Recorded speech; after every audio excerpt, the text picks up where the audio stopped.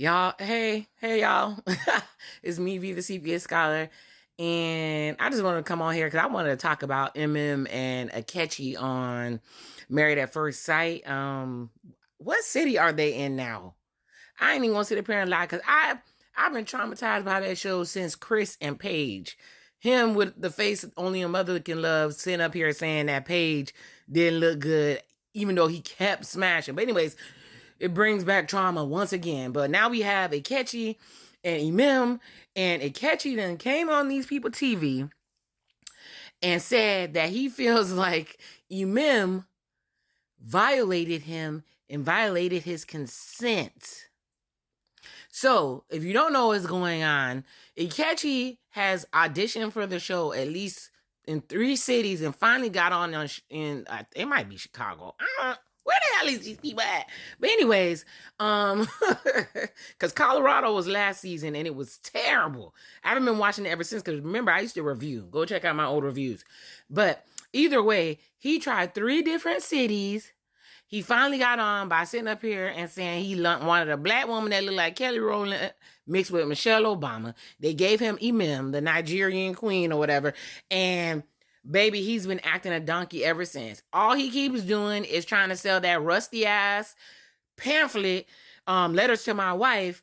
But who knows? I know that Tammy Talk says it's $9.99 for the paperback, $12.99 for the hardcover, and $5.99 for the Kindle. Get your copy. But that's all this man does. And ever since he went, well, let me roll it back. When Ikechi and Emem were at the honeymoon, they was all booed up. They was all on each other. Then something must have happened at the honeymoon. He's been trying her ever since. He called her his homie. He doesn't want to answer any questions about himself. All he keeps talking about is this raggedy ass book, and it's infuriating or whatever. I think the straw that broke the camel's back is he showed off his apartment or wherever the hell he lived, the cave he lived in, the rock he came from under. And once he went to Emem's apartment, who is a nurse practitioner.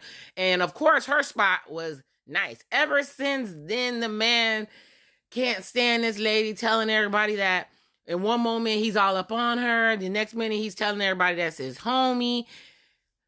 The last episode before this one, I think, which is episode 9, he told everybody that she was aggressive. And it's like, dude, every buzzword, maybe he's trying to be on villains. Every buzzword that you can use against a black woman, he's been using it while at the same time acting like he on this show want to be married. He didn't want to be married to anybody. But the straw that broke the camel's back is supposedly he took her hand, put it on his meat. And when she, I guess earlier, like the day before, then the next day, she went and she said, I'm finna go ahead and try this meat. But shout out to Reddit, because supposedly his ex went on there and said that he is a horrible person, but he's well endowed. Catch that tea. So maybe he just wanted her to feel it. Just look what I'm working with, so that you could spread all around the world that this meat is, premium grade meat. But anyways, he now says he feels like meat in the house because he goes to the basically the experts and was like, he feel violated and he feels like a piece of meat walking around the house, and she violated his consent. So let me be specific with that. He came in there with a nasty ass attitude with Dr. Pia. Dr. Pia said, what's the problem? First she said, you ain't finna talk to me any kind of way. In a professional way. Then, checked his attitude. Then he starts complaining, I'm from the South. We not used to aggressive women, so on and so forth. She's, I'm guessing sexually aggressive, whatever, women. And and she's like, you feel violated? Because she's a professional. She got to check and see because she can't ignore it. Just because it's a man. Man deserves to be treated not like a piece of meat and they get their cookies taken if they don't want the cookies taken. So he's like, yeah, baby, when I tell you as a professional person, this lady is a nurse practitioner. She's a professional. That man would have never saw me again. They would have had to sue me. he would have never saw me again. But this fool takes this man to her job and introduces him as her husband, like everything is all right. Girl, no. He trying to diddy you. He trying to Jay-Z you. It's not, it's serious, but it's like, what are you doing? I'm tired of these dating/marriage shows where the women are so desperate to be married, to be validated, that they will accept like these dudes. I'm not saying the women are perfect, but these dudes have been high-key trash. Like, I've met way better than men than this in real life. I don't know if they're trying to, I don't know. I've met good men in real life, but baby, if I went by these reality shows, I'd run screaming into the night. Have I met some dudes? My hair is running from me. Have I met some dudes that have been trash? Yeah. Yeah. Have I met some dudes who weren't presenting as they really were? Yeah.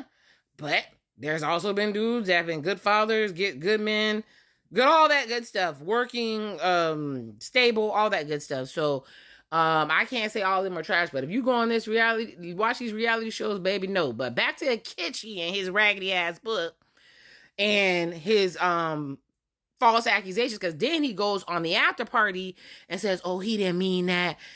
She ain't do all that, all this other stuff like that. Backpedaling and pee-popping away from what he said. Sir, you have been hell-bent on ruining this lady's reputation since you interacted with this lady. You can think that she's not attractive. You cannot like her personality. You could not want her to touch you. All of those things. In the show, Dusty. In the show. Emem. In the show. I guess they got to pay back $50,000 or whatever it is. I'd be like, baby, I don't feel safe. He's coming for my career. He's coming for my reputation. He's messed with my bag after this. I don't want this dusty man. I would have much rather been with the dude with the man bun that lives in the basement that they tried to give the other lady. Why does Married at First Sight keep giving homeless men? I mean, I guess they have a homeless woman on here this time, too. What the hell her name? Carla. You ain't slick. You live in a storage unit. If you got to do what you got to do to find some place to live, that's on you. I'm not judging you, but I guess she's the one homeless lady they done threw up on here. Okay, but Emem and Ikechi, end it. That man would have only seen me on reruns of the show if I didn't get them to take that bad boy down. This is ridiculous. This is y'all always find to try to make people look bad on the show, and you know what people I'm talking about. You come to our spaces, you harass people. You want to tell them they're not willing to they're not worthy of being chosen. They're masculine. They're aggressive. They don't cook. The people that I meet in real life are none of these things. That's why I'm no longer participating in the gender wars. Ikechi is a horrible person. They need to get this man off of the screen, and Emem get some dang on self-esteem, some tact about yourself. You are a catch. Maybe you're annoying. Maybe you're not socially, maybe you're socially awkward. I know many smart, socially awkward people, men and women. Go get some help. Get off the screen and do not let this man take down what you have built. Anyways, y'all see how passionate I am about this, because no man or woman should be taking down what you built, especially when they don't want to be with you and their motives are wrong and bad, and they get up here and pretend that there's something that they're not, only to be your biggest enemy could be the person that's laying in the bed with you. Please get out. And if you are being violated, you deserve to be heard. People who do false accusations, they're dead wrong. They should be charged too, because it takes away from real victims. Ikechi, you and your damn mole need to take your ass up off my screen. That being said, love who loves you. May God bless you with everything that you need. The CPS Scholar is out. Bye, y'all.